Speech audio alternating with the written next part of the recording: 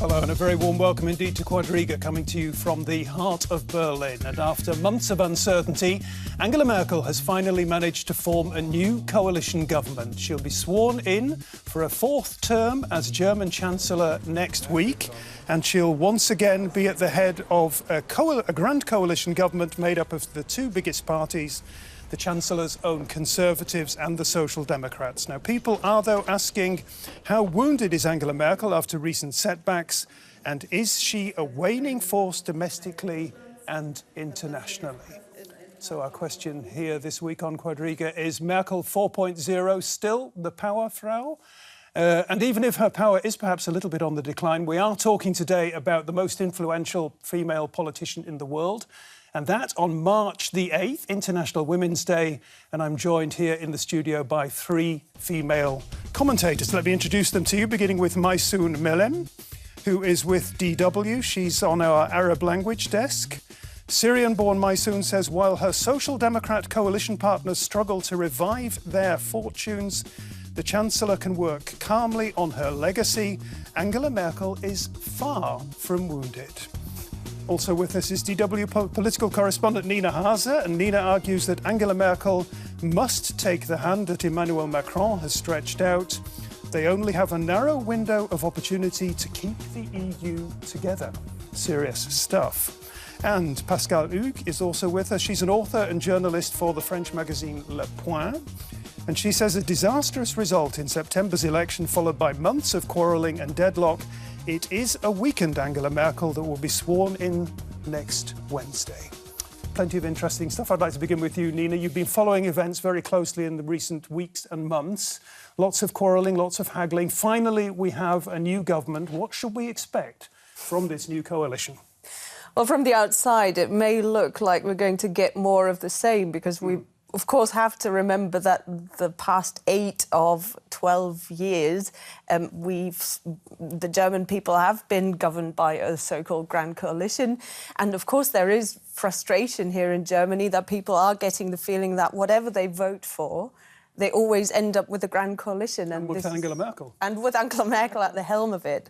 And of course, I think that from the outside, of course, it looks like more of the same, but it isn't. Angela Merkel is under tremendous pressure here at home, and I'm sure that we're going to talk about what exactly that is, but it is going to be completely different. What is new and different, yes. Yeah, OK. Maissun, I know it's not the kind of question I ought to ask, but are you a fan of Angela Merkel? Well, I'm not, and I think this is mainly because I don't have the quality of being a fan of a political figure. Sure. I do appreciate her. I do appreciate many things she did in the last 2 years and back in 2008, and in many parts of her being a chancellor. I like her being patient and smart, and I like her way of governance, but I don't consider myself a fan of her. OK, so you like the Merkel style. Is she still the dominant force in German politics? Is there any doubt about that at all?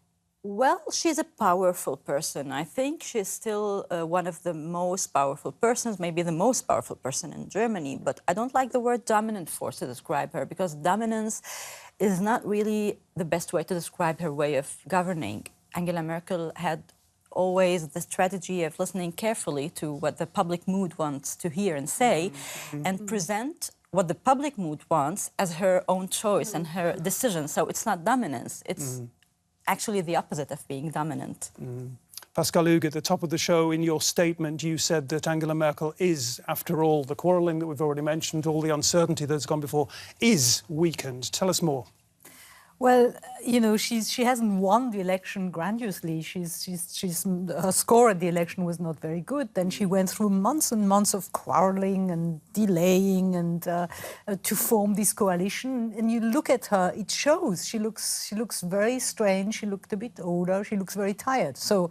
On the other hand, Angela Merkel is somebody who's always in for surprises. She is very, very able to rebound, and there is at the moment nobody else who could take her part. And she's very much liked abroad. She's very much like Emmanuel Macron, the French president, was completely relieved when the Grand Coalition was formed that he could work with Merkel again, and not have in Germany some kind of politician who was not European. So you have to remember it's a bit like Gorbachev. She's more like outside Germany than she is in Germany. Nina, you... Well, yeah, I would argue also that you could clearly see that since September's elections, the political parties here in Germany didn't really want to go together with Merkel. They all know that they're going to lose their profile if they're in a government with Angela Merkel. The SPD was punished for that. They lost tremendously. They lost 7 percentage points in the elections. And Christian Lindner, the head of the business-friendly FDP, who Angela Merkel had favoured as a candidate to govern with, he pulled out of the coalition negotiations because I think he could also see that the FDP were going to lose their own profile, their own identity. So Merkel, like Maissun says, she's extremely good at just assessing a situation, looking at what's on the table and making it her own eventually. And just to pick up on this point that Pascale made, are Macron and Merkel, the two M's, now going to sort of come together as a tandem and put things right for Europe? I mean, you indicated in your statements at the top of the show that Europe is in peril. They have to. I think here in Germany sometimes we're walking on a bit of a cloud, you know, ignoring what's going on around Germany. And Angela Merkel's refugee policy has created a lot of opposition outside of Germany, and we're still busy trying to find out who's going to be... Are we going to have a state minister or a minister for digital affairs? So, you know, Angela Merkel has to accept Emmanuel Macron's hand, because next year we're going to see European elections and we're already experiencing a rise in populism, and things are going to get a lot harder if the right-wing populists win even more votes. We'll talk about the problem. Maissun, you wanted to come in. And I think there's another big reason or important reason why she would like to work with Macron. The last 6 months she was exhausted and very busy with her efforts to forge a government or coalition with any partner. And that was the time where Macron managed to present himself as the man of Europe, as a new power in Europe. She lost a bit of her profile, like Frau Europa or Frau Europe. And I think she would like to work with him now to regain some of the things she lost in the last 6 months. And I think she will manage to do. A lot of people... I mean, we're talking about Merkel here. We're talking about Merkel, the survivor. People have said that she doesn't have necessarily a big idea. She doesn't have a vision. Is that fair criticism? Does she have a vision, Pascale? Well, she's a pragmatic politician, and I think Germans don't like visionary politicians. You know, everybody's calling here for vision, and everybody's worshipping this young president we have now, who has a vision and who has ideas, and the Germans would like somebody like that. But when it comes to voting, they want stability, and I think Germany is a much... Merkel is a typical German politician. You know, she's not very different in her art from Helmut Kohl. They like this sort of solid, don't rock the boat too much. So she fits Germany. But the two of them, you know, you have a young French president and Frau Merkel, who has also her qualities of being very pragmatic and very calm. And maybe the two of them will be able, we hope, to pull Europe forward. Well, I would also say that she's a scientist, and that shows in the way... Important point, very important point. You know, I often find it surprising that we have to look at... I mean, she wrote a dissertation about the decay of structures and which factors are accelerating decay. So, you know, she knows how systems work. And so what she does in politics, as in science, is she looks at the variables on the table and she'll calculate. And if she finds that there's a new variable that she has to take into account, she will do. I don't call that vision. I call that calculating. But it is, you know, in her way, it is predictable how she works. And I would like to add that her having no vision, I think it doesn't have much to do with Germans, but with the period we are living in. We are living in a time of crisis. I mean, Germany had someone with vision. That was Schröder. He was a very extraordinary chancellor. We had him for 4 years, and that was enough. Now we are living in a time of crisis where we need more stability, more scientists, someone who was able to... Talking with Schröder, you're talking about his radical reform of the labour market here in Germany. Yeah, that really kick-started the German economy. something like this, for example. Just to fill in for our viewers. We're talking about Angela Merkel. One word that I would like to use about Angela Merkel is that she sometimes appears to be a little bit unknowable. She's even nicknamed sometimes the Sphinx. And one thing that people often ask is, relevant to today's discussion here on Quadriga, is she a feminist? Angela Merkel likes to surround herself with women she can trust. For example, she brought Annegret Kramp-Karrenbauer, the state premier of Saarland, to Berlin and made her the CDU's Secretary General. It's an important post. Still, feminism doesn't seem to play a big role in the Chancellor's universe. Do you consider yourself a feminist? Interesting reaction. Even so, more women are now joining Merkel's cabinet. 3 out of 6 CDU ministers will now be women. One is already a known quantity. Defense Minister Ursula von der Leyen continues in her old role. And the sexes are also evenly divided among Social Democrats. For the first time in its 150-year history, the party could soon be led by a woman. Andrea Nahles, the Labour Minister in the last Grand Coalition. Women in positions of political power in Germany. Now a commonplace idea?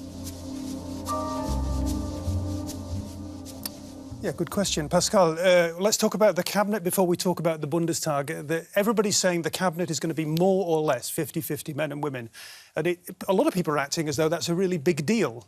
It's not really, though, is it? I mean, it's, why? Why is it a big deal? Well, it's the most normal thing in the world, Exactly. and it shows, it's sad that it's a big deal, and that the headlines of all the German papers was about that, and showing these ladies in bright colours on the front paper. Yeah, it's normal, and it's high time. OK, so that may be normal. At the same time, however, I've got some figures. Nina, you will have noted that of the 709 members of the Bundestag, 490, nearly 500 are men, just 219 are women, just under 31%, the lowest level since 2002.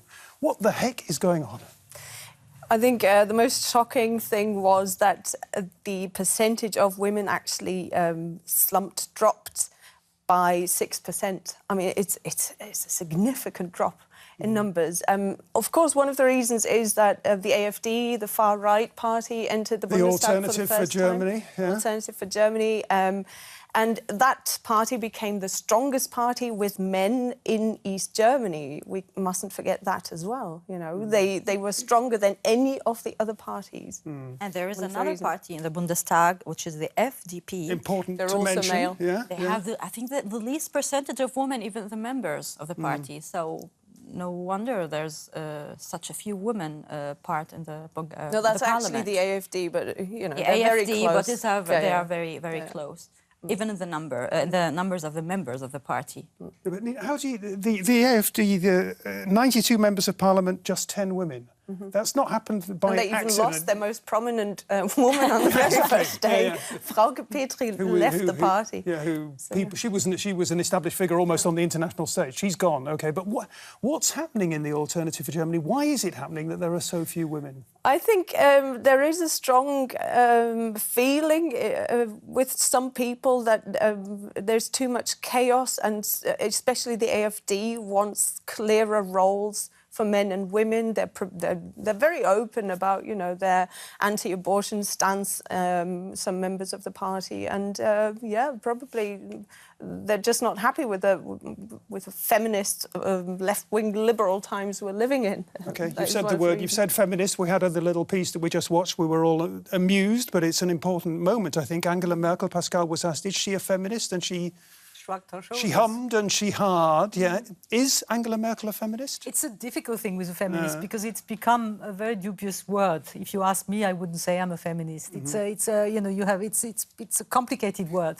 But no, I don't think she is in what she embodies, because she's the Queen of Europe, the most powerful woman in the world, and because also her style is maybe feminine, not so aggressive, not so, compared to Gerhard Schröder, the SPD Chancellor, who's a macho, where she listens to people, that's maybe a feminine style, but she hasn't done very much for the cause of women in her country. I mean, she's been very drawn back there. You go along with this, Maissun? I think she did. She did it very clearly, and she's been through the 12 years she's been a chancellor. She's been playing down her gender just to avoid any label of feminism that She's making it seem as though it's the most normal thing in the world for the Chancellor of Germany to be a woman. Yes, From East Germany. But from another perspective, she's not an Iron woman. She's the mutti, the mother here. So she's not. She's really playing down her gender. She doesn't want to be in any rival situation with other men. So I don't think she's a feminist. OK, we're talking about Angela Merkel. She is not one for great, juicy sound bites. Let's listen to what she had to say after last Sunday's vote confirmed that she did indeed have a new coalition government. It will be important to get to work quickly in the new government. And as the possible chancellor, I hope I will be elected, I can and will throw all of my energy into this government so that it'll work well for the people in Germany. Thank you. Is that the typical Merkel style, Nina? Dry, pragmatic, cautious? Yeah. I think it is impressive how she has managed to remain a mystery even to most political correspondents. We still don't really know her. She is very predictable when it comes to where she spends her holidays and how she sort of organises her life. But she's a mystery. She will pull tricks out of her hat in a surprising fashion, like how she managed to appoint Annegret Kramp-Karrenbauer. Nobody had expected that, and you could tell that Angela Merkel was really, really pleased with Setting that. her up effectively as her successor. As a potential successor. That is just something that will always remain a mystery to me, how she has this power instinct more than other people. It was interesting what Pascale was saying. Pascale was saying that the Germans want somebody, they want a leader who is pragmatic. They want an unspectacular leader, a consensual leader. But my impression in the last couple of weeks, though, so many people have been saying they would like to see German politics more polarised. They would like to see more, to use the German word, Streit. They want more conflict and controversy. Would that be better for Germany? I think Angela Merkel, if we're talking about her, works according to the motto, keep your friends close and your enemies closer. So, she manages to, whenever there is the bubbling, whenever a public row within her own party is about to break out, she manages to contain it very quickly. She did so with Jens Spahn, appointing one of her most vocal critics as the new health minister is one such Merkel move. She will make sure that they have to adhere to cabinet discipline. And I'm not sure whether we're going to see much more arguments on the public stage, and I don't know. Well, when you mention Jens Spahn, he really is the angry young man of the, not quite so young, relatively young man of the Conservatives. I mean, are there two different styles? A banal question, but an important one. Are men more aggressive than women in politics? Is there a difference between the way women do politics and the way men do politics? It's like men. It's a very difficult question. You have aggressive politicians like Margaret Thatcher. Who's really hard, and you have soft men who govern their countries differently. I can't answer this question. It's very difficult. I think it's enough to look at the SPD. Compare Martin Schulz to Andrea Nahles, and you can say who's more aggressive than the other, a woman and a man. I think it doesn't have to do with gender as itself. Rather, it has to do with the way you live your gender and you play your gender to present yourself. I'm wondering, though, if it's an interesting theoretical question, at least, is if there were 60% women in the Bundestag, in the German parliament, would it be different and would it be better than what we have now? I would say it would still not represent society, because 60% women, we don't live in a 60% women society. I think it's very important that the Bundestag represents society as best as it can. And at the moment, it's not doing that. It's very male. Also, it's very academic. So I would argue that... very white. And very white, exactly. So I would argue that what the German voters have for the last couple of months and years felt is that somehow politicians are becoming more distanced and they're talking within themselves, within their own bubbles, and that is an extremely dangerous development. Yeah, and when women come into politics, they became men. Who was it? Margaret Thatcher? She's the only man in cabinet. Yeah. You know, they act like men, they dress like men, they lose their charm, they lose their wits, they lose, I mean, things which can be said are women attributes. And if we had 50% women in government and in the political instances who were acting like women, then it might change something. And there are Merkel did. But She acted like a woman. But there are very few women for young girls to look up to in politics, but also in businesses, you know, people who talk about their family life and who look like happy people, family people. You need these kind of people, you need these kind of role models, but if you never see politicians with their families, you get an idea that, OK, I have to choose as a young person. If I want to be active in politics, that probably means that I can't have a happy family life. And as a woman, you have to hide the family. Exactly. For a man like Sigmar Gabriel, the foreign minister, you know, he shows himself with his daughter. He says, "Oh, that's nice. I can spend a lot of time with my daughter." That's impossible for a woman. You just hide the fact that you have children. So that's a huge psychological problem still. But nevertheless, let's not forget that Germany had a different face in the 70s. That was a time when the woman still had to get an acceptance from her husband to go to work. Yeah, it's not that long ago. It's not long ago, so it's a big step in 40 years. And if you look at the pro-life movement that's gaining momentum across the world, there are dangerous developments happening around the world that we might see developments turned back quite soon in some countries. It was interesting what you said about young girls, seeing Angela Merkel as possibly a role model. I asked my daughter yesterday evening when I was preparing for the show. I suddenly had her on the phone. I said, "What do you think?" I said spontaneously, "What do you think of Angela Merkel?" And she said, she surprised me. She said, "Angela Merkel is cool." My daughter's not inclined to vote for Angela Merkel, by the way, but she said she's cool because she's a pioneer. That was the word she used. She has empowered women by showing that it can be done as a woman. Yeah. One question, though, is that, you know, we've talked about how women are underrepresented in business and commerce here in Germany. We've talked about how women are underrepresented in Parliament. Yeah? The glass ceiling still seems to be relatively thick here in Germany. I don't understand why there are so many inspiring women in Germany and why so few of them get to the top. I need an explanation from each of you. I think it's about legislations. We still need some more laws which enable women to leave home and her children in safety, maybe her husband caring about the children when she goes to work, and to do something in her work. And it's also about a very German phrase which I like, Zeit ist nicht reif.